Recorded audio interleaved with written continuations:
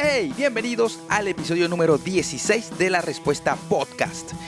En este episodio vamos a estar conversando con una banda que hace muchos años conocí y que influenció mucho la música que yo empecé a hacer.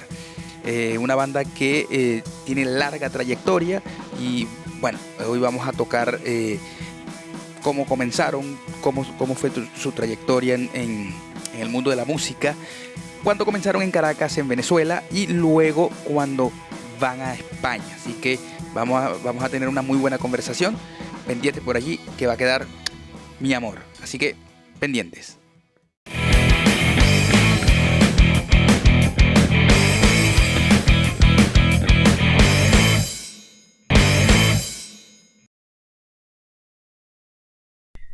¡Épale, muchachos! ¿Cómo están? ¿Cómo les va? ¿Cómo está la cosa por allá por Barcelona? Fino, Fabián, estamos aquí. Gracias por invitarnos. Bien, todos muy contentos porque estamos, ya sabes, sacando el sencillo en este momento y como un poquito de vuelta a la batalla, ¿no? Sí, importante. Después de tanto tiempo, Sí. creo que desde el 2014 ustedes no habían hecho nada ya en estudio, ni nada preparado. Exactamente, Sí. de 2014 fue el último disco. Brutal, Exacto. por cierto, la segunda parte del Final del Mundo. Muchachos, miren, hoy queremos entregarle a toda la gente que nos vaya a estar escuchando en algún momento, porque esto va a quedar allí, va a quedar montado en el mundo del internet. Entonces, ¿qué queremos conocer? Queremos conocer un poco cómo fue la historia de Luz Verde. Sí sabemos que tienen por allí algo que o queremos tocar los puntos de lo que están haciendo actualmente, pero queremos hablar un poquito de historia. Porque yo en lo personal, yo soy bastante fan de Luz Verde desde que yo comencé y no es que le esté diciendo viejo, pero desde que yo comencé con las ansias de querer hacer música, porque hago música, yo grabo mis cositas y todo, nada profesional obviamente. Una de las referencias fue Luz Verde. Nosotros tampoco, no te preocupes. Se nota que no. Muchas de las referencias que yo tomaba fueron de ustedes, de Luz Verde. Gracias por eso. No, de hecho es un honor enorme tenerlos por aquí porque y voy con lo de la anécdota. Tengo una anécdota porque mi esposa y yo nos conocemos y dos de los temas que tocamos era Luz Verde y los tatuajes. Yo soy fan de los tatuajes, ella era fan de Luz Verde y lo más arrecho era que ella era de Puerto La Cruz y yo de Maracaibo. Entonces bueno, esos son cuentos que ustedes conectaron unos futuros esposos. Qué bonito. Sí, no, excelente. Wow. Pero bueno, volviendo a eso Muchas gracias, bueno, qué alegría. Sí, no. Y de hecho, tengo fotos tuyas, Wilber, con mi esposa. Uh-huh. Unas fotitos bien ahí brutales en Puerto La Cruz. No las voy a mostrar porque no tengo la autorización de mi esposa, pero por ahí las tengo. Sí, es importante tener esa autorización. Sí, de Mira, ella y bueno, un de background ella de playa aquí. y tuya también, ¿no? Sobre todo creo que tuya. Fíjense, con respecto a los discos, a mí algo que me gusta mucho de Luz Verde es que todos los discos tienen una temática que de verdad te engancha, que no es que te pones a pensar en el disco anterior y decir, bueno, el segundo que ven o el que viene va a ser exactamente o parecido al que sacamos. Por ejemplo, yo lo empecé a escuchar a ustedes con Cinema Cero, muy poco, eso sí, pero el que me enganchó fue Rock and Roll, porque fue un disco que, ojo, y les digo, yo lo pongo cuando tengo una reunión, ese disco se toca desde el principio hasta el final, porque tiene de todo. La idea para ese disco, ¿cómo fue? Mira, la idea, bueno, nos estamos yendo sí, para atrás. Es viejo, bien, sé que sí, pero es que es el disco que me conecta, sí. que me llena. Claro, Eduardo es el hombre más memorabilia, pero de todas maneras sí te puedo decir que fue un disco en una época turbulenta de Venezuela, ¿no? O sea, que estaba todo aquello del paro petrolero de aquella época, imagínate. Sí. Bueno, la época turbulenta de Venezuela ha durado un montón de tiempo, ¿no? Pero, por ejemplo, me acuerdo que, bueno, ahí están canciones como Envuelto, el disco Rock and Roll era eso, también era como una declaración de intención de nosotros tocar e ir directamente a lo que nosotros éramos, ¿no? O sea, cuando tú hacemos Cinema Cero, nuestro primer disco, un poco era como que estábamos buscando entre todos los estilos y todas las formas de tocar. pero en ese segundo disco ya nos habíamos consolidado más como una banda rock and roll y estábamos como tratando de decir, mira, o sea, como nos habíamos encontrado nosotros mismos en ese mundo y ya estábamos como decididos que íbamos a ir por ahí. Eduardo, ¿qué agregas tú sabes, de cronología y todas esas cosas? Cuando terminamos claro, nosotros hicimos el Cinema Cero y después hicimos la gira Cero, que fueron los conciertos de esa época. Sí. Y como es tradición en la banda, no se traían canciones que quedaron en discos anteriores para la nueva ronda de composición del nuevo. O sea, todas las canciones que están en Rock and Roll se hicieron para ese disco. No es que trajimos alguna que sobró para el Cinema Cero. Rock and Roll se compone, no todavía con la idea, pero sí se empieza a grabar con la idea de que tal vez cuando terminábamos ese disco nos íbamos a ir de Venezuela. Eso por una parte. Por otra parte, cuando lo que dice Wilber era, o sea, es literal lo de cuando nosotros grabamos el disco, era durante el paro petrolero. O sea, la poca gasolina que conseguíamos la utilizamos, era para llegar al estudio para poder grabar. Y ahí fue ya cuando se terminó de formar la idea. Canciones, anécdotas llamativas. El Rey del Tap se grabó antes de Rock and Roll. Hay una versión que hicimos en los estudios de lo que era Latin World, que era la discográfica con la que estaban los Caramelos. Sí, sí. Latin World tuvo un momento una idea de hacer como un recopilatorio de varios discos de varios grupos de rock venezolano. Y nosotros íbamos a entrar en esa y compusimos la canción para esa ronda, pero ese disco no salió y nosotros nos la quedamos. Envuelto es una canción que compuso Carlos y el primer demo que hicimos lo hicimos para un piloto de radio y lo grabamos el mismo día que se cayeron las Torres Gemelas.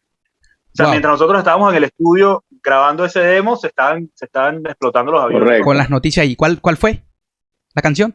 Envuelto. Mierda. Sí. Y aparte de eso, te puedo contar, bueno, este disco lo grabó y lo mezcló y lo coprodujo con nosotros Coco Francisco Díaz, que antes, en ese momento, solo estaba con El Pacto. Después de eso, ya entró a formar parte de Desorden Público. Okay. Y como invitado está la sección de metales de Fauna Crepuscular. Y hay un cameo de coros de Carlos Morián en la canción Úsame.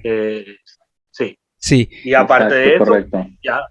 No, mira, está también George de las Salas, ¿no?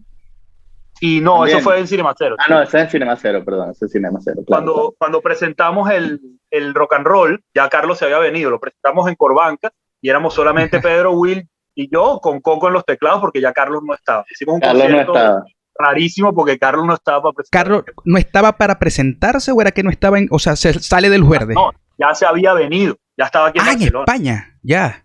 Sí. Ok. Él vino primero que nosotros. Mira, con respecto a ese disco. Hay otra cosa que te voy a agregar, es que estábamos con ese disco, lo masterizó una grande del máster, que es Emily Lazar, en Nueva York, y era que nosotros estábamos buscando como formas de hacer nuestro disco sonar más grande, ¿no? Y entonces, bueno, yo tenía a mi hermana viviendo en Nueva York y yo aproveché de ir preguntando, incluso logré ladillar al pobre Héctor Castillo, que me recibió en su estudio. Héctor Castillo me recibió en su estudio y tal. Yo le mostré Cinema Cero y él estaba full de trabajo bueno, el carajo me recibió, me dijo que era lo que teníamos que hacer. Un poco así, me dio un par de consejos, ¿no? Entonces luego logramos hablar con Emily Lazar, que había masterizado algún disco de David Bowie o cosas por el estilo. O sea, a ese nivel, ¿no? Wow. Y nosotros no teníamos ninguna esperanza de conseguir que ella lo pudiera hacer, ¿no? Pero bueno, finalmente le explicamos que éramos una banda independiente de Venezuela, que todo lo habíamos hecho, digamos, de nuestra propia mano, y ella dijo, sí, claro que sí, perfecto, y entonces lo masterizó ella, y claro, era como una entrada a tener era como un escalón, a tener un sonido bastante grande que comparado con las cosas que, por ejemplo, podíamos haber nosotros accedido en aquel momento en Venezuela y que estaban saliendo en ese momento. Entonces, siempre intentábamos, ¿no? Como buscar lo mejor posible para que los discos sonaran lo más grande posible. Perfecto. Para cerrar, te voy a decir que si tienes el disco en físico, lo tengo. Lo cuides, porque ese es el disco que menos copias existen de Disco de Luz Verde, porque cuando nosotros nos vinimos para aquí, o sea, nosotros fabricábamos los discos independientes en Venezuela, y nos venimos para aquí con la mayoría de las copias. Entonces dejamos muy pocas copias en Venezuela, así que el disco que menos aparece en el mercado de segunda mano, lo que sea, es rock and roll. Yo tengo el disco, tengo rock and roll, tengo, a ver, el único que me falta es Cinema Cero y el último de El Final del Mundo Volumen 2. Ese fue el que quise pedirlo, yo me contacté, lo quise pedir, pero en ese momento yo quise venirme para acá, yo estaba en ese proceso. Pero miren, de ese disco de rock and roll, yo recuerdo la canción Es Gay, ¿no? Y yo decía, coño, estos chamos se atreven a decir esta verga así de frente, decirle a la gente, hey, podés hacer lo que te dé la gana y no va a importar. Entonces yo decía, esto es rock and roll. Esto es rock and roll. Entonces, bueno, eso fue lo que me impactó y me daban más ánimos y ganas de yo también hacer música y decir lo que yo quería. Pero bueno, entonces se siguen haciendo los discos. ¿Cómo es ese proceso de pasar a España ahora? Porque cambian la comodidad de personas que estaban allí, que estaban allí, que querían que siguieran allí, pero deciden entonces irse a España. ¿Cómo es ese proceso de recibir la gente o que la gente los recibiera a ustedes? Bueno, eso es una cosa vista en este momento, que se ve un poco así en este momento, pero la verdad es que en ese momento nosotros queríamos seguir desarrollándonos y entonces estábamos viendo que el camino que habíamos encontrado hasta allí ya, o sea, que teníamos que dar un paso más allá. Okay. ¿Me entiendes? En aquel momento la escena era, bueno, claro, obviamente la de hoy ya no lo puedo decir porque no estamos allá hace un tiempo, pero la escena se había limitado a unas cuantas cosas, entonces nosotros ya habíamos cubierto todo lo que podíamos hacer ahí.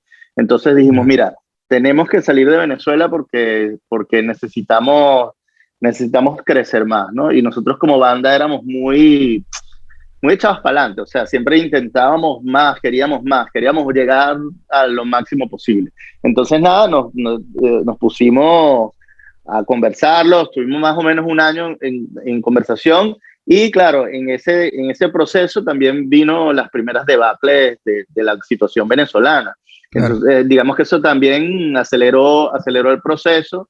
Primero se fue Carlos porque le salieron papeles primero y el año siguiente, cerca de... No fue el año Carlos siguiente, Carlos se fue en abril, ustedes en septiembre y yo en octubre. Así fue. Correcto, sí. Todo fue en el 2004. Una ventana, exacto, una ventana de unos 6 meses. Ok, fue todo en el mismo año. Correcto. Sí, ya decía yo, en el año siguiente, ¿no? Pero sí, mira, nos fuimos todos con la intención de seguir trabajando en la banda, por supuesto. Nos fuimos por la banda, o sea, nosotros nos fuimos por la banda. Ok, no fue por el proceso que empezó a vivir Venezuela, fue netamente por querer nutrir lo que era Luz Verde. Sí, esa era la razón principal. Por supuesto que el otro hecho aceleraba que todos dijeran, bueno, también es una buena idea, pues, salir a ver mundo y ver qué pasa. Veíamos la situación deteriorándose. Eso era lo que pasaba también. Pero, por ejemplo, si la pregunta siendo esa, no, totalmente, o sea, en cuanto a mí personalmente, yo no me fui huyendo de nada. Yo me fui más bien buscando mi sueño de rock and roll, igual que los demás también. La verdad es que es así. Perfecto. ¿Y el contacto? O sea, no el contacto con gente de la música, sino... Era venirse para acá en una época donde había muchísimos menos venezolanos de los que hay ahora. Claro, era a tocar en todas partes donde no nos conociera nadie, pero a tocar un montón. Y claro,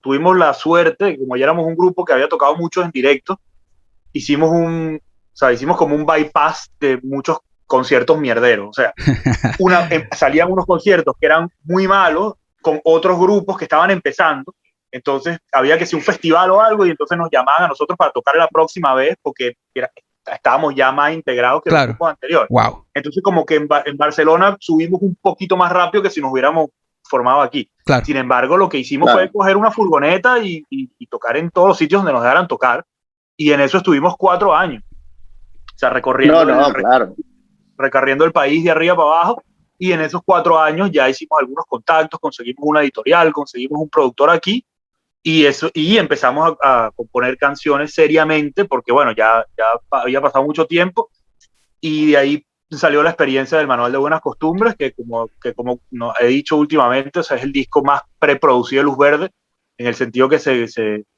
maquetearon como 40 canciones para las 14 que se hicieron. Wow. Y ahí fue donde conocimos a Roger Rodés, que es nuestro productor hasta ahora, todavía en los discos de ahora. Y bueno, ahí fue, o sea, esos 4 años fueron básicamente para nutrir. Cero, con las ventajas de ser un grupo que ya sabía tocar. Exactamente. Bueno, llegar por lo menos con eso, con ser un grupo donde ya se tenía trayectoria entre ustedes. Pero entonces, y con un repertorio establecido. Correcto. No teníamos 2 discos, o sea que podíamos hacer un concierto de 1 hora y media sin ningún problema. Claro. Y me decís que el productor que contactan o que los contacta usted en ese momento es el actual. Siguen con él. Resultó sí. Entonces. Sí. Sí, ese es como un Luz Verde más, ¿sabes? O sea, Roger Rodés, que se llama él, es completamente parte de nuestro sonido. Porque una cosa que también pasa, que es que nosotros grabamos, también gracias a él, grabamos todo en vivo, ¿no? Ok. O sea, sí, porque bueno, se nos cortó un poquito. Tenemos como base, nos da, salía más bien. Ajá, ahora sí. Se te queda pegado el video. Ajá. Coño, Wilber, yo pensaba que yo era inquieto. Wilber. Sí, está como... no, lo que pasa es que no, estoy evitando a mi chamo. Yo te entiendo. Sale, nos jode la entrevista. Te entiendo, mira. De hecho, parte de lo que quisiera saber es ese cambio de los chamos que no tenían ningún tipo de responsabilidad, entre comillas, obviamente, que se dedicaban a hacer música, a hacer lo que querían, con esta ahora actualidad donde somos papás, donde se tiene que dividir la responsabilidad de la familia con el trabajo, que en este caso es Luz Verde. O bueno, que sé que Edu ahora tiene su bar, bueno, ahora no, desde hace tiempo tiene su bar, y eso. Ahora, ¿cómo es ese proceso de dividir ambos mundos? Yo te lo voy a decir con 2 palabras, chamo. Candela pura. Así mismo. En llamas. Así. en llamas, total. Es que te lo tenía que decir como más bien salsero, porque es que la verdad es que es así. No, muy difícil, o sea, muy grato, pero muy difícil. Bueno, todo el que es papá lo sabe, ¿no? Sí. O sea, bueno, sobre todo si eres una persona que eres involucrado con los niños, ¿no? Cada quien lo toma de una manera diferente. Pero yo me involucro bastante y entonces, claro, es bien difícil poder poder estar presente mientras estás haciendo tantas cosas. Lo que he hecho últimamente es que básicamente estoy trabajando en la madrugada, o sea, es cuando ellos duermen, yo sigo trabajando. Seguís vivo. Claro, es muy heavy, pero bueno, así es, más o menos. Pero bueno, de todas maneras también es una cosa que te llena, te hace como un renacer total en tu vida y te da una energía nueva que antes a lo mejor ya hasta las cosas se te empezaban a repetir, se te hacía rutina y obviamente cuando la cosa es rutina. En cambio ahora, sí, exacto, ahora es brutal. No sé, yo lo agradezco muchísimo, pero también admito que es duro, o sea, que es difícil y que hay que darle más, pero bueno, así es la vida, es mejor cuando estás bajo presión, ¿sabes? Sí, correcto. Es mejor. Y Edu, el bar, ahora con esta pandemia, me imagino que la frustración de no poder... El bar está cerrado. Por eso, sí. Yo tenía, en vez de tener hijos, tenía bares que me mantenían a mí. O sea, yo los cuidaba a ellos, pero ellos me mantenían a mí. No tenía yo que mantenerlos a ellos. Era como... Y ahora básicamente hace un año que está todo hecho un desastre y nada, estoy aquí viviendo de mis ahorros y esperando que pase la apocalipsis. Sí, bueno, pasará. Muchachos, luego viene la salida de Pedro. Coño. Sí. No, eso es bueno. Les voy a decir algo. Un montón de capítulos. No, claro. Bueno, solo que quería... Pero si tú quieres pasar directo a la... Dale, vamos para el chisme directo. Bueno, vámonos para antes, pues. Antes de eso, ¿cómo funciona el Luz Verde que empieza a ver para otros lados? Edu, por ejemplo, vos, que empezáis con tu bar. Bueno, el bar, yo abrí el bar todavía cuando grabamos el manual no lo había abierto. Okay. Y fue cuando estábamos haciendo la preproducción de Llamas que me metí con lo del bar. Y básicamente a mí lo único que me cambió fue que me acostaba más tarde y me despertaba más tarde. Claro. O sea, lo demás era un trabajo trabajo como cualquier otro. Yo he tenido la suerte de que nunca he sido un gran bebedor, entonces no me fui por la calle porque, o sea, si hubiese trabajado en una tienda de discos hubiese estado un gran problema, pero lo del bar no me afectó mucho porque como no bebía mucho, pues las botellas quedaban ahí. Bueno, fíjate que cuando sale la canción El fin de la alegría, en mi cabeza era que eras vos acostado frente a la tienda. O sea, ni siquiera pensé en cualquier otro. Después de que pensé lo del bar. Ese es el señor aquí, el que está hablando ahí. Ese fue el que amaneció en la calle, fue él. El papá. ¿Fuiste vos, Wilber? Sí, bueno, es que tú sabes, o sea, yo las etapas las bebía intensamente. Igual que el doctor Carlos Mendoza. Bueno, de eso tenemos anécdotas interminables de lo que nos acordamos y bueno, tú sabes, uno le termina inventando cosas de lo que cree que se acuerda. Pero bueno, sí, así éramos, la verdad. Pero bueno, llenó a Luz Verde en realidad. Con anécdotas, la verdad y canciones que escribieron. Nosotros vivíamos, no sé, en nuestra cabeza éramos unas estrellas de rock. Trajo muy buenas anécdotas para hacer letras de canciones toda esa época. No, me imagino. Y en cuanto a eso, a las letras, porque si hay uno puede identificar cómo escribe Carlos y cómo escribe Wilber. ¿Cómo es el proceso de elegir las canciones, por ejemplo, para los discos? A ver, dile tú, Edu. Objetivamente, desde este lado de la barrera, siempre hemos tratado que sea completamente equilibrado. Equitativo, claro. Todos los discos de Luz Verde, excepto el Cinema Cero, que tiene 13, todos los otros discos de Luz Verde tienen canciones pares y hay la mitad exacta de cada uno. Perfecto. Bueno, ya he caído en cuenta en eso. Sí. Lo único el rock and roll hay una canción que la letra la hice yo, pero la música la hicieron ellos dos, entonces al final es más o menos lo mismo, pero siempre tratamos de que, de hecho, no solamente eso, sino que últimamente incluso las alternamos. Una de Will, una de Carlos, una de Will, una de Carlos. Pero siempre partimos de ahí.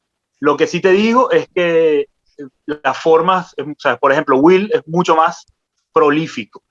Will va produciendo canciones y haciendo canciones un montón. Carlos de repente no tiene nada y de repente aparece con unas canciones para entrar en un disco, pero sin que sepamos que había empezado a hacer algo. Y cada uno tiene eso, lo que dices tú, Carlos es un poco más metafórico, Will es más poético, o sea, Will hace unas letras que son a veces historias que también son muy como si fuera literatura latinoamericana, sí. Y Carlos es básicamente y a veces hasta impresionista en sus canciones. Eso te lo digo como lo veo yo desde afuera. Ahora que te diga uno de los compositores su opinión. No, claro. Cuéntame, Wilber. No, lo que dice Eduardo está súper claro. Sí, Carlos es tradicionalmente es un poco más metafórico. Las canciones a veces son como un poquito más... Sí, son como pinceladas, un poquito más tipo Cerati, ¿no? Pinceladas y tal. A veces sí llega a ser un poquito más como figurativo, por decirlo de alguna manera. Okay. Y yo tiendo a ser un poquito más directo en las composiciones, ¿no? Y digamos que yo a veces intento ir a conceptos o a historias muy claras, pero también me pasa a veces que me voy por lo metafórico. Un poco ya hablándote de mí, porque cada quien tiene su proceso, ¿no? Sí. Bueno, en realidad el proceso entre los dos es que cada uno en su casa y en su vida, ¿no? Va haciendo temas y nos la mandamos. Entonces, si esa canción resuena dentro de la banda, va a tener una aceptación. Si resuena inmediatamente, va a tener una aceptación. Si Perfecto. alguno de nosotros dos cree muchísimo en esa canción, insiste hasta que los demás se doblegan y aceptan tocarla. ¿Cuántas fueron? Porque, por ejemplo, a veces, ¿cuántas fueron así? O eso me lo tiene que decir Edu, Cenando en realidad. con el Diablo. Ah, bueno, ok. Bueno, para Eduardo todas. No, es mentira. Hay canciones que sí me han gustado de salida. Lo que pasa es que yo soy como tres. Yo soy bastante más pesimista al respecto sobre todo de si la canción es comercial o no. Okay. Pero eso, por ejemplo, Cenando con el Diablo, cuando Wheeler la trajo, a mí me parecía una canción esperpéntica. Yo no quería tocarla. ¡Mierda! Costó muchísimo que llegara hasta ahí y bueno, ahora me gusta. Es que eso en realidad nos pasa a todos. Cuando, por ejemplo, a mí que me gusta hacer música también, que no la saco al mundo, pero yo mismo, cuando la escucho, digo, ¿qué mierda es esta? Pero la escucha a la gente que está alrededor de mí y me dice, vergación, está bien, no hay pego. Y funciona. Creo que así funciona. ¿Cómo? No, nosotros éramos al revés. Nosotros los compositores éramos y que esta vaina es arrechísima y todos los demás. Y es una mierda. Edu los bajaba. Y todo eso es una mierda y tal. Pero entonces, no, de verdad, chamo, yo veo que lo de la composición es muy diferente para muchas personas, claro. ¿No? Pero nosotros, lo que te pasa, lo que le llega a pasar a uno, o lo que nos pasa a mí, a Carlos, por ejemplo, que estoy seguro que a Carlos también le pasa, es que, claro, tú cuando la compones, tú escuchas la idea en tu cabeza, pero los otros carajos no se lo imaginan. Entonces tú les estás contando un cuento que no está bien desarrollado. Claro. Entonces los demás se lo pueden imaginar de mil maneras. Entonces, claro, si tú puedes maquetear una cosa muy parecida a lo que va a ser, pero nosotros no teníamos eso, nosotros veníamos con una grabación chimba de teléfono o lo que fuera, o con una maqueta. Yo era el que más maqueteaba un poquito mejor. Claro, no, sí, claro. Claro, por ejemplo, yo traía loops electrónicos y Eduardo siempre ha odiado esa vaina. Entonces, claro, era difícil ponerlo en la perspectiva a veces de lo que era la banda. Entonces, cada uno intentaba meter sus partes, bueno, como siempre, y que entonces, claro, lo importante era que sonara bien en el esquema de luz verde. Eso era lo que pasaba también. Claro. Lo siento mucho, Edu, pero ya creo que voy a tocar el tema de Pedrito. Porque está ahí tocando, o sea, está ahí hablando del engranaje que tienen como grupo, como banda. Y a mí me parecía que todos hacían algo tan genial. Y cuando yo siento, o sea, cuando veo que sale Pedro, mi pregunta era, ¿cómo van a hacer ahora? Yo fuera de lo que era Luz Verde, ver y decir, ¿cómo van a hacer ahora para encontrar otra vez un bajista que haga que llene, o que Luz Verde se llene como estaba lleno antes? ¿Ese proceso fue difícil o encontraron rápido lo que buscaban?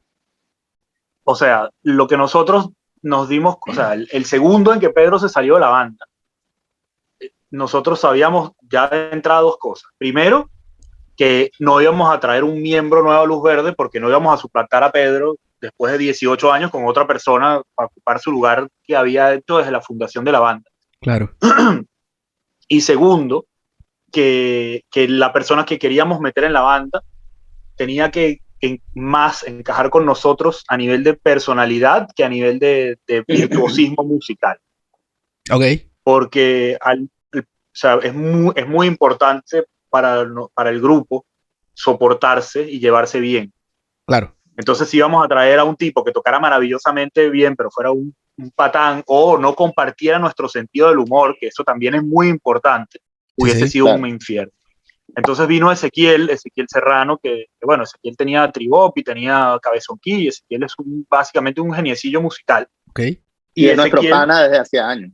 Eso, lo conocemos de los 90. Entonces Ezequiel, o sea, en mi opinión personal, que es lo mismo que ha pasado con Alejandro en este disco, o sea, nosotros, la música de Luz Verde lo que evolucionó fue a un lugar en el que musicalmente nosotros hemos tratado de suplir lo que eran líneas de bajo super originales de Pedro con otros aspectos de la musicalidad.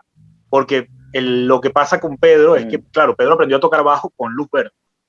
Entonces, muchas de las ideas que tenía Pedro en el bajo fue al contrario. No eran ideas de él se nutrió de la banda. Vainas que se le ocurrían a Pedro. Claro. O sea, Pedro no era realmente un bajista, sino era un tipo que empezó a tocar bajo con Luz Verde y se convirtió en un buen bajista. Okay. Entonces, claro, esas ideas que tenía él, que integró en las canciones, esos son pedrismos. Nosotros no podíamos traer a una persona a que tocara pedrismo. Entonces, bueno, todos éramos así en realidad, todos éramos así, ninguno era ni baterista, ni guitarrista, ni nada realmente. O sea, imagínate. Sí, nos convertimos en, digamos, en lo que se puede llamar músicos tocando. Porque comenzaron jóvenes. ¿Qué edad tenían ustedes cuando comenzaron a tocar? Cuando yo entré a la banda tenía 18, pero ellos tienen la banda desde que están en la temprana adolescencia. Siempre y básicamente convencieron a Pedro. El cuento es que al papá de Pedro le dio una plata a Pedro, y Carlos y Wilber lo manipularon. Se lo llevaron para una tienda y le comieron la cabeza. Cómprate un bajo con esa plata, porque no tenemos bajista. Coño, su madre. Porque Pedro era muy pana, claro, Pedro era muy pana y tenía las ganas, pero Pedro no tenía ni idea de tocar. Tampoco es que nosotros éramos unos reyes ni unos genios, o sea, éramos unos carajos que estaban tocando, pero Pedro todavía no se había desarrollado como bajista. Entonces yo me acuerdo que yo pasé con Pedro practicando una línea de bajo, pero una sola línea de bajo, todo un día, una línea de bajo que era una vaina como de 10 segundos. Y Pedro se fajó, y luego fuimos a un ensayo que teníamos con Carlos, previo a Pedro, a la entrada previo a la entrada de Eduardo. ¿Sí? Sí, y el carajo pues finalmente clavó solo esa línea y tal, y a partir de ahí fue que sí, vamos a darle y tal. Y seguimos, fue así. Bueno, fue acertado entonces el sentir que de verdad Pedro era luz verde, literalmente. No, sí, mira, yo incluso me convertí tan fan de Pedro que en los grupos en los que yo hacía fuera de luz verde, si algún grupo se quedaba sin bajista, yo me traía a Pedro. Lo hice 3 veces, de hecho. Wow. Con RC2, que era mi grupo de rock progresivo, que yo armé con lo que era Radioclip, cuando Radioclip se disolvió. Cuando Arturo, que era el Radioclip original, se fue para Miami, yo metí a Pedro en el grupo y le cambiamos el nombre a RC2. Cuando nos vinimos para aquí, yo entré a un grupo que se llamaba Los Gangsters of Love, que eran puros gringos que tocaban blues y tal, y el bajista se fue para Argentina porque era argentino, y yo metí a Pedro. Y de hecho, ese grupo me echaron a mí, se quedaron con Pedro al final. Y después teníamos otro grupo que se llamaba Los Reservas, que yo estaba tocando con ellos, que era un grupo indie de Barcelona. Y cuando el bajista se fue, me metí a Pedro también. Yo lo traía. A ver, hay que decir una cosa importante, que es que, mira, Pedro era, sí, como tú bien lo dices, Pedro era un pilar fundamental de Luz Verde. O sea, nosotros éramos 4 carajos que éramos la banda, y era un equilibrio perfecto, no se puede decir, pero un equilibrio. Es que quizá para ustedes no era perfecto, años. Para ustedes no, porque estaban dentro y sabían los errores, pero el que estaba afuera sí, veía eso perfecto. Bueno, no, pero sí, claro, y de hecho sí era perfecto desde ese punto de vista, claro. Porque por ejemplo, mira, Pedro se puede decir que durante muchísimo tiempo fue el motor como de management de la banda, el motor también de muchas. Pedro tenía un optimismo, una vaina de locos, o sea, y lo sigue teniendo. Pero los demás no éramos así, no teníamos tanto optimismo, al menos no como el de Pedro. No es que éramos pesimistas como Eduardo, pero Pedro era una vaina, ¿sabes? Se desarrolló un concepto que se llamaba la Pedrovisión. Exacto. Entonces, dicha por él. La Pedrovisión era que cuando todo Pedro lo veía color de rosa, y esa vaina está pasado por el filtro de la Pedrovisión. No puede ser tan bueno, es que él lo está viendo así. Pedro decía, los primeros conciertos, Pedro decía, no, fue rechísimo, marico, vinieron 5 personas al concierto, ¿entiendes? No, es que vamos a conquistar la vaina, y claro, eso produjo muchas cosas que ayudaron a Luz Verde. Claro, y le dio también puje, claro, y también piensa que, por ejemplo, Carlos y yo éramos unos carajos bastante, no sé si decir, o sea, no sé cómo decirlo, pero llamémoslo bohemio, ¿no? Y desorganizado. Y Eduardo es un carajo que tiene OCD, o sea, que es súper metódico con todo y tal, y nosotros casi lo matamos de un infarto con nuestras vainas. Pero Pedro era el mediador del equilibrio, el equilibrante de todo eso, era un poco de nosotros, era un poco de ese otro lado. Era el papá del grupo, el papá. No era el papá, porque no es así. Era más el mediador de las ideas de todos. Exacto, era el que equilibraba toda la situación. Claro, entonces sale Pedro, entonces mira, o sea, esa vaina fue un tambaleo fuerte en la banda. Y entonces por eso, fíjate que en ese momento nosotros decimos que nuestras canciones son proféticas para nosotros mismos. el disco que venía se llamaba El Final del Mundo. Nosotros, para nosotros era un final de un mundo, ¿entiendes? O sea, eso era lo que estaba pasando en ese momento. La verdad que con Ezequiel en cierto modo, chamo, nos dio una sangre nueva, que era algo que no teníamos hace años, y nos ayudó mucho con el tema de la rítmica. O sea, nos enseñó o nos ayudó a tocar, siempre manteniendo un pulso vivo de la canción. Que nosotros en realidad no íbamos mucho por ahí. Y eso fue algo muy potente para Luz Verde. Y se nota en los discos, quizás, o sea, se nota sí. No vamos a llamar, o sea, no vamos a hacer querer ver que lo que estaba antes de Pedro no era, como decís vos, con métrica, pero sí se nota el cambio. Sí. Y sí. Ahora entra Ezequiel. ¿Se quedan con él? Sí.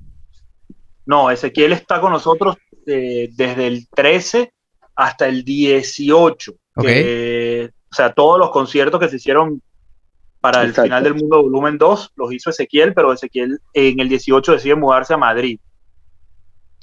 Y en ese momento ya nosotros estábamos tocando en Musical Animal, que es el proyecto solista de Will, que yo estaba haciendo la batería ahí. Estábamos tocando con Alejandro Dos Ramos, que también es venezolano. Él tenía un grupo que se llamaba Factor Mental en Venezuela y ahora vive aquí en Barcelona. Y entonces lo que hicimos fue, bueno, básicamente ya sabíamos que Alejandro tocaba bien y nos caía bien, pues lo importamos a Luz Verde y empezamos a tocar con él. Y básicamente él tuvo que vivir esa parte desordenada que fue como el final del proceso de los conciertos de Nada es Imposible, hasta que de repente pegó el corrientazo a final del 2019 y entonces empezamos las composiciones de este disco nuevo. Y Alejandro queda, volviendo a tocar el punto de si van a ser ahora 4 o siguen siendo 3 con un bajista que es invitado. Seguimos siendo 3 con un bajista que es invitado. Perfecto. No le deseamos a nadie tener que estar en nuestras reuniones. Claro, sí. Me las imagino. Ahora, con todo este peo del virus, ya acercándonos a esta era, tantos años, porque pasaron muchos años, desde el 2014 sin hacer nada. Bueno, supe que fueron nominados a Mejor Álbum Rock en los Latin Grammy en el 2014. ¿Con cuál fue? ¿Con el volumen 2? Al Final del Mundo volumen 2, Nada es Imposible. Con ese fueron nominados. ¿Cómo es ese proceso? Eso siempre me ha llamado la atención. El proceso es que ustedes les dicen están siendo nominados, o sea, son nominados, y les dicen quién es el ganador o tienen que ir a la premiación. ¿Fueron? No. Tú tienes que presentar tu disco al comité. Okay. Ellos no van escogiendo discos de la nada. La gente presenta su material y ahí se hace una preselección en los que los miembros de la academia votan, y de esa preselección salen los nominados. Okay. Y nosotros no sabíamos quién iba a ganar. Y nadie sabe quién va a ganar realmente. Bueno, yo no sé, por lo menos a nuestro nivel, no sé si Alejandro Sanz sabe cuándo gana o no, pero nosotros no sabíamos si íbamos a qué es lo que iba a pasar. Bueno, Alejandro Sanz le dijeron en esa vaina, porque él no quería ir.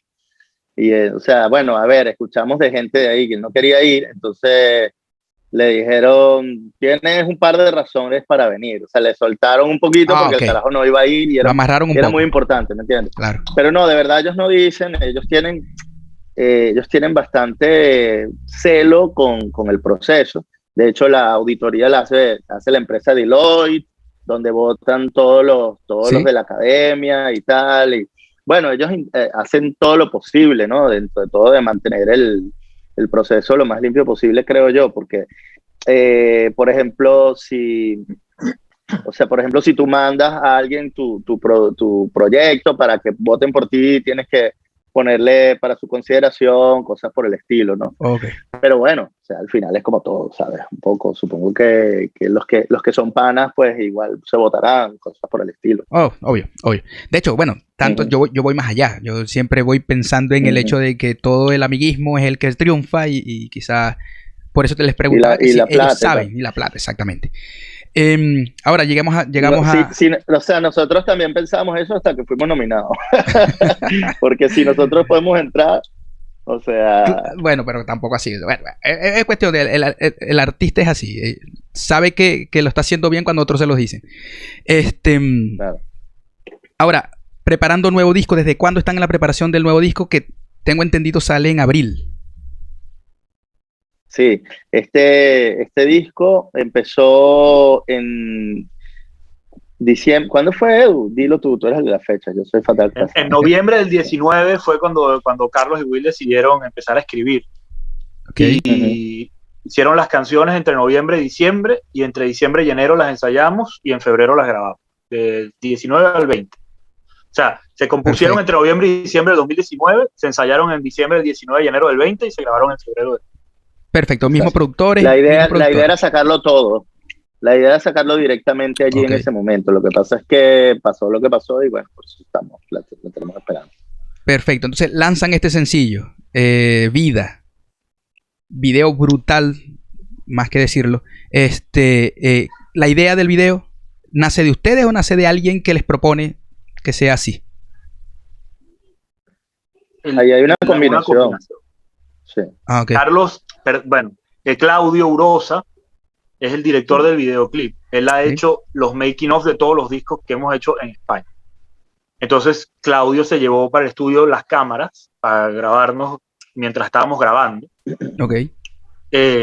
Y de ahí entró Carlos con una idea que es lo que redondea el concepto, aparte de las escenas del directo. Bueno, esas escenas no es que, o sea, ya lo he estado comentando, no es que nosotros alquilamos un estudio para doblar, estamos grabando la canción.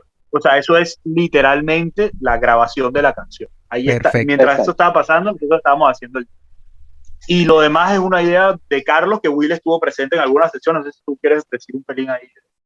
Sí, yo estuve, a ver, la idea de Carlos fue una vaina que Carlos mandaba por WhatsApp, que era generalmente como sus comunicaciones por WhatsApp, que son incomprensibles. El bicho te mandaba una lista de vainas que decía, un orgasmo, una fecundación de células, una explosión.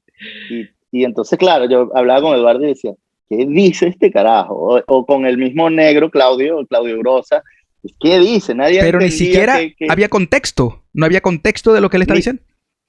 No, ni siquiera estaba diciendo que esto es para el videoclip o qué es lo que decía. El Carlos te mandaba eso que te estoy diciendo, un orgasmo, una vida. Entonces tú, bueno, claro, tú ya años conociéndolo, tú sabes que te está hablando de probablemente el videoclip. Claro. Entonces poco a poco, uniendo las piezas, cuando empezaron a montar el videoclip, Carlos llegó con esta idea y bueno, Claudio, que nos conoce también desde hace años, un poco sin saber muy bien a dónde iba, empezó a montar y a buscar imágenes que representaran esto que Carlos estaba diciendo. Y entonces se fue armando y resulta que la vaina sí tenía sentido con todo lo que es el concepto de vida. En determinado momento Carlos ya no pudo ir y entonces yo llegué y bueno, nada, entonces hablé con ellos y tal y empezamos a agregar también algunas otras cosas que son como aspectos de la vida, porque ya estamos en medio de la pandemia y todo, aspectos de la vida que nos gustaría volver a tener, ¿no? Los conciertos,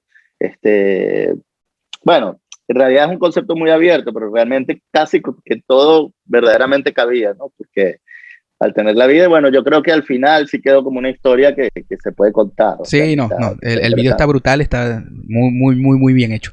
Y hablando de eso, ¿qué tienen preparado? O sea, ¿tienen fechas? ¿Ya tienen algo? Porque obviamente se piensa de que vamos a salir de toda esta locura.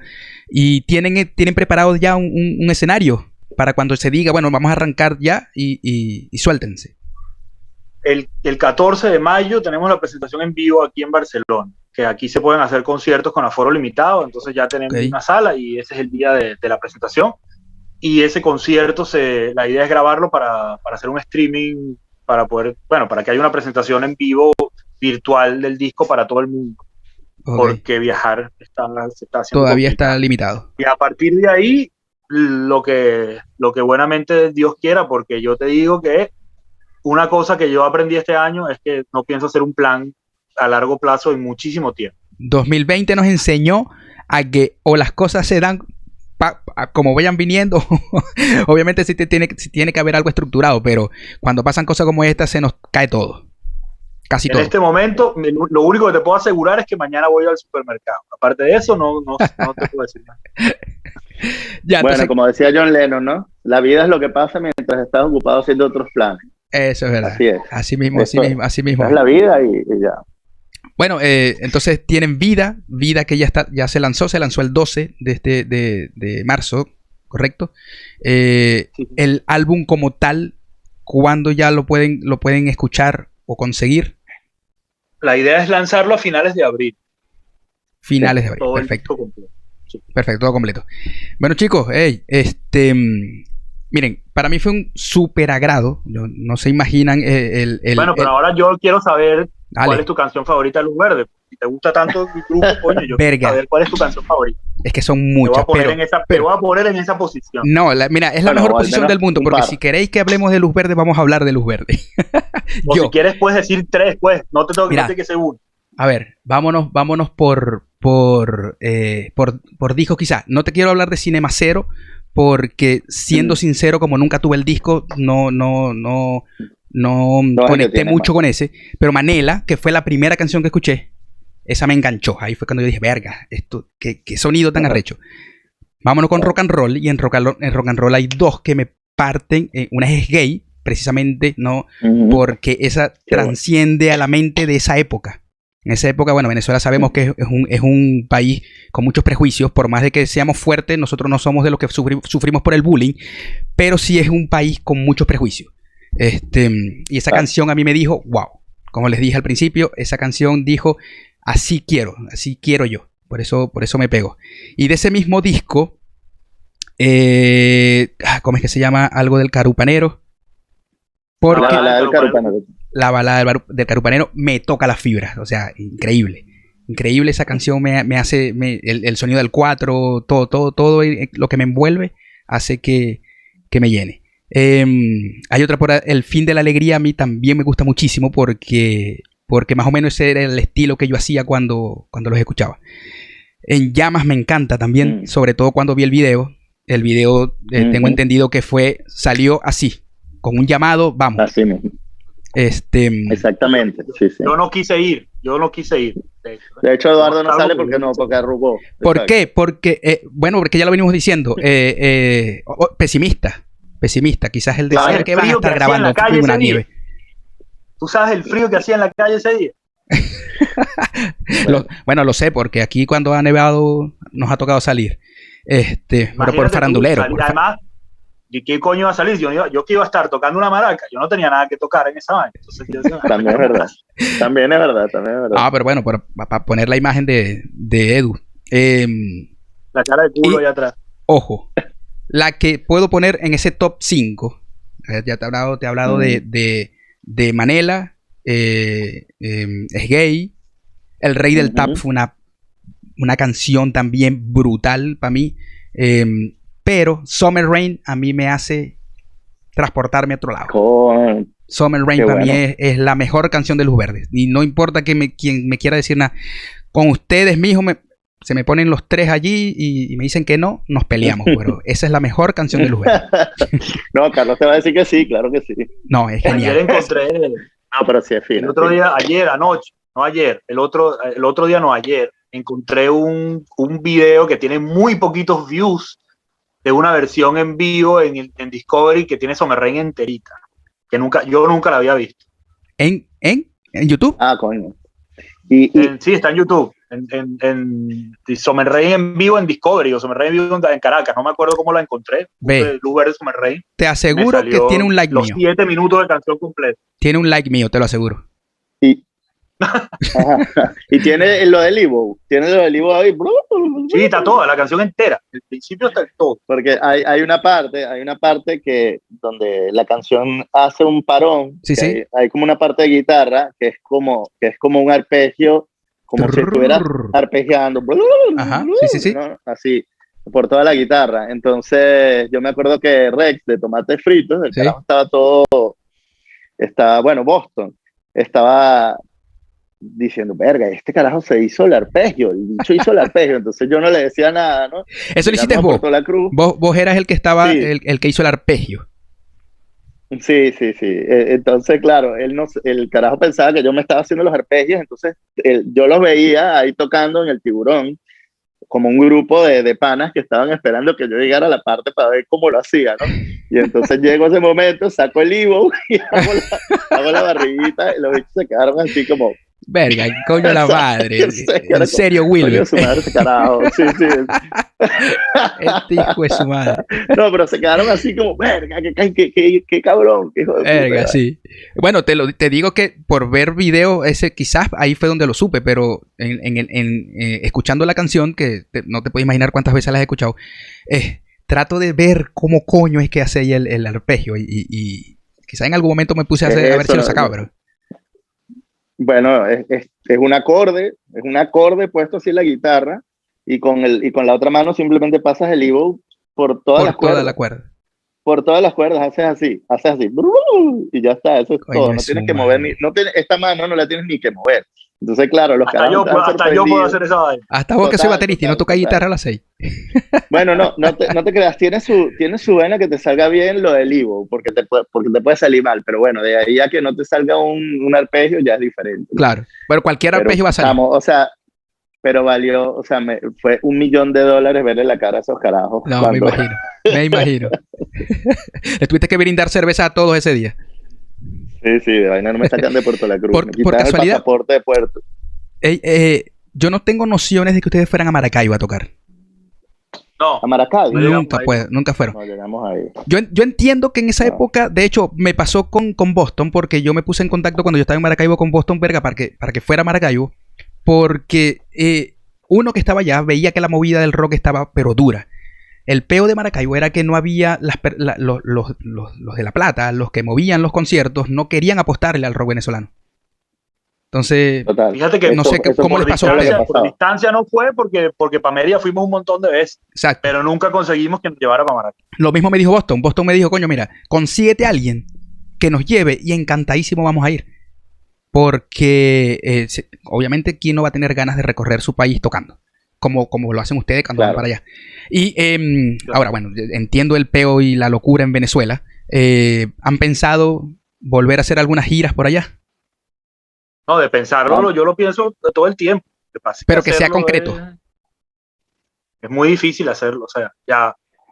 A ver, o sea, yo creo que lo que pasa es que hay que pensarlo primero, o sea, decir que lo queremos hacer y entonces empezar a buscar la posibilidad, pero lo que pasa es que primero también tenemos un poquito, un poquito de esperar que esto se mejore, porque empezar desde ahora ya, o sea, ahora sí es muy complicado. Cuando decís que se mejore, o sea, lo de la pandemia. Lo de la pandemia. No, claro, obvio, sí. Que suavice esto un poco y tal, que suavice. Pero, a ver, de querer hacerlo, lo queremos hacer. Nuestros conciertos más sentidos son en Venezuela porque, o sea, es nuestra gente. Claro, o sea, es nuestra gente. Pero, bueno, el tema es que de verdad cada vez se vuelve más complicado por nuestras vidas, por todo, y salir y tiene que ser un poco más estructurado, ¿no? No puede ser como era hace mucho tiempo, que más o menos nosotros nos buscamos la vida y aceptábamos cualquier vaina. Cualquier vaina no, pero éramos mucho más flexibles, más libres, ¿entiendes? Que hoy en día. Éramos más flexibles porque éramos los propios promotores de nuestras giras. O sea, cuando todos los viajes que hicimos a Venezuela para tocar, la gira la montábamos nosotros mismos, lo cual significaba que si salía mal hubiese sido una cagada, pero todas las giras salieron bien. Y de hecho, el 90% del financiamiento de los discos que hemos grabado aquí en España, que los hemos grabado bien, ha salido de las giras venezolanas que hicimos. Wow. O sea, que en ese momento, o sea, eso salió bien. Lo que pasa es que, claro, ahora mismo, como está la situación económica, para nosotros arriesgar, como lo hacíamos en esa época, a promover una gira sería muy complicado. Entonces tendría que salir alguien que tuviese los dólares allá para llevarnos y, bueno, no vamos a hablar de quién tiene los dólares. Yo en lo personal no quisiera que se monten en ese barco. No nos vamos a montar. Ya nos lo han ofrecido y ya dijimos que no. O sea, olvídate de esa vaina. Nosotros, sobre todo, de lo que te comentaba antes también, de que, claro, ahora es más complicado. Bueno, ahora no es tan fácil, como dice Eduardo, arriesgar, porque precisamente ahora tenemos estructuras más complicadas, familiares, y es más complicado irse, entonces tiene que ser, como te decía, mejor planeado. Claro. para echarle bola. Vos, Pero Edu, bueno, o sea, no tenés las hijos. tenemos. No, yo no. ¿Y No, Carlos? No solamente no tengo, no voy a tener. Ah, ok. Carlos sí tiene una. Sí. Ok, no estáis montado en el hecho, en las ganas de ser A mí papá. no me llama en absolutamente nada Perfecto. la atención seguir contribuyendo con la raza humana. Te digo, te digo algo, y no sé si Wilber también en algún momento llegó a tener ese sentimiento, pero hay sentimientos de ser papá cuando en ciertas épocas, sobre todo en la que yo tengo, que voy comenzando, tengo 1 año y 3 meses, mi chamo, vos decís, verga, ¿para qué me metí en esto? Lo amo, lo adoro, es mi vida, pero ¿para qué me metí en esto? Y sobre todo cuando tenéis compromisos. Porque yo tengo que trabajar aquí más duro de lo que trabajaba en Venezuela. Me metí con esto que es mi pasión, claro. ¿entendés? Entonces, pero igual, o sea, sí te entiendo tu sentimiento. No, yo nunca lo vi en ningún momento. Me lo he planteado en ningún momento. Si tú no estás claro, o sea, si tú tienes, o sea, si tú no es una vena que tú quieres, a ver, tampoco yo te voy a decir que yo andaba como Susanita, quiero un hijo, no es así, pero yo creo que tienes que quererlo, chamo, porque claro, si no es una cosa muy dura, pues. Sí, porque no es fácil. No es fácil y de hecho, o sea, toma consejos de los que aquí te estamos hablando con sinceridad, Edu, porque no es fácil. No, Eduardo no necesita lo que te digo, no necesito el consejo porque ok, no te había escuchado, es como si ahora mismo Cristiano Ronaldo me estuviera dando consejos de cómo ser el mejor goleador o sea, es una vaina que no va a pasar. Está bien. Bueno, que Carlos no está aquí, pero me imagino que ustedes como sus hermanos de música, como esto de ser doctor, a mí me sorprendió. Se lo juro, cuando yo vi la noticia, porque no había llegado hasta allá, ¿cómo lo ha llevado él eso? Y ustedes, pues. ¿Pero qué? ¿Lo del su chama? No, lo de él. No, ser doctor. Ser doctor. Ah, ser doctor. Bueno, la verdad es yo que... Yo conocí a Carlos estudiando medicina, así que ya es una vaina que la tengo completamente asumida, internalizada. Claro. O sea, desde que conozco a Carlos, el tipo básicamente es una persona que no duerme. Exacto, él estaba o estudiando o trabajando en la clínica o de fiesta. Y mientras lo he visto muy pocas veces. Y mientras en Luz Verde ejercía a veces su ¿sí? Toda la vida. Wow. Cuando empezamos con la banda, él estaba en primer año de medicina o en segundo año de medicina y cuando se vino para acá, lo que hizo fue convalidar su título, después hizo un máster aquí de inmunología y ahora está trabajando de internista en un par de clínicas. Wow. Exacto. Wow. Entonces, sí, lo que pasa es que no duerme, y sigue recto todo el tiempo.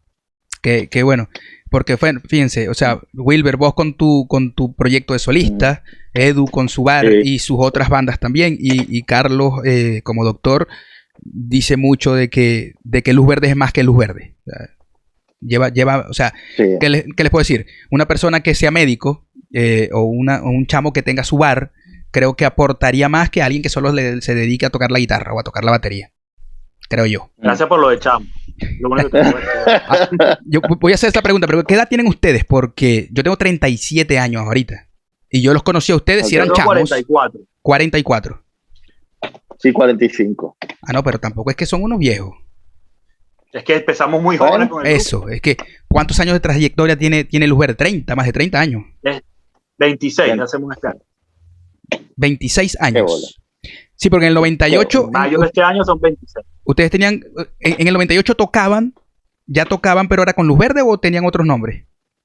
No, era Luz Verde. De hecho, en el 98 fue cuando salió el cassette, que es la primera cosa que editamos. Mierda. Nunca lo pude conseguir. Sí. Nunca me vi... Lo que pasa es que nosotros tardamos un poco en sacar el primer disco oficial. Tardamos, sí, como 5 años dándole ahí. Claro, es que no nos dábamos cuenta de que eso era lo primero que tendríamos que haber hecho, pero sin embargo, bueno, todo salió bien. Sí, porque es que eran bastante conocidos. El nombre Luz Verde, sí. ¿De dónde salió? ¿Quién estaba sentado fumando? ¿Quién estaba sentado fumando? Cuando dijo, la luz se ve verde. Ahí, eso era un ron muy barato que había en casa de Carlos. Sí. No me acuerdo. Casa de Carlos era como el centro neurálgico de nuestras rumbas, ¿no? Okay. Entonces nosotros ahí, porque los papás de Carlos eran más permisivos, entonces nosotros nos íbamos para allá y estábamos hasta las 6 de la mañana tocando y como se dice en Venezuela, acabábamos los trapos ahí. Okay. O sea, estábamos ahí hasta las 1000. Entonces, algún día, en las primeras épocas de formación, terminábamos uno de esos días tocando como hasta las 6 y vaina, echando vaina a todos. Eran fiestas en las que todo el mundo terminaba donde cayera, pues, ¿sabes? Bueno, claro. Como muchas rumbas venezolanas. Sí. Y entonces la casa de él quedaba ahí en el cafetal frente al Ávila y alguien dijo que veía una luz verde frente al Ávila. No se sabe quién fue, no se sabe quién fue, pero que había una luz verde. ¿Alguien dijo eso? No fue ninguno de ustedes. Alguno de nosotros. Tiene que haber sido nosotros 4 porque ese día no era una fiesta, sino fue una noche que estábamos tocando con las acústicas y tal, que nos quedamos ahí hasta tarde y nos dormimos en los sofás. Pero éramos nosotros 4 nada más. Salió del que alguien en su borrachera a las 6 de la mañana vio una luz verde saliendo del Ávila.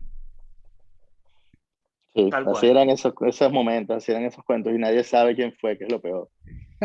No, lo mejor, porque es mejor dejar que luz verde fue luz verde desde el principio, sin saber de quién ni nada. Exacto, bueno. Sí. Bueno, chicos, agradecidos por entregarme estos minutos en la Respuesta Podcast. Nada, síganos en las redes, los que no conocen a Luz Verde, que están por estos lares, los que me pueden estar viendo, tienen sus redes, que es @luzverde, es _ o BCN solamente, Luz Verde BCN. BCN, sí, todo pegado. Luz Verde BCN, por allí pueden encontrar toda la información que necesitan para este nuevo sencillo que sacaron y ver todo lo que ya esta gente tiene de trayectoria, que es brutalmente bueno. Nada, un abrazo para todos, me le dan un abrazo a Carlos de mi parte también, y para adelante. Sí. Esperamos entonces más cositas de ustedes que con gusto las vamos a estar por acá promocionando. Muchísimas gracias. Otra cosa, Wilber, me debéis, o ya te voy a comprometer aquí, no me interesa. Me debéis una entrevista con tu proyecto de solista, que quería tocarlo por aquí, pero bueno, preferimos entonces hablar de Luz Verde. Claro. Dale, que esté muy bien. Que sí. Por ahí nos estamos. Un abrazo Chao. A todos los que vieron esta entrevista. Perfecto. Chao, gracias. Chao, Fabián. Chao. Bueno, eso fue la conversación que tuvimos el día de hoy con Luz Verde. Conocimos su historia y una que otra anécdota de esta gran banda venezolana que está radicada actualmente en España. Espero que les haya gustado, a mí me encantó, me gustó muchísimo y espero que entonces nos volvamos a ver el próximo martes. Pero primero recuerden de entrar en la página de Fela, en @Fela_creativa, porque Fela tiene de todo. Miren, tienen ahora unas mochilas para que puedan llevar su cualquier cosita que se quieran llevar, personalizadas, copas, vasos, tazas, por ejemplo. Miren esto, La Respuesta Podcast.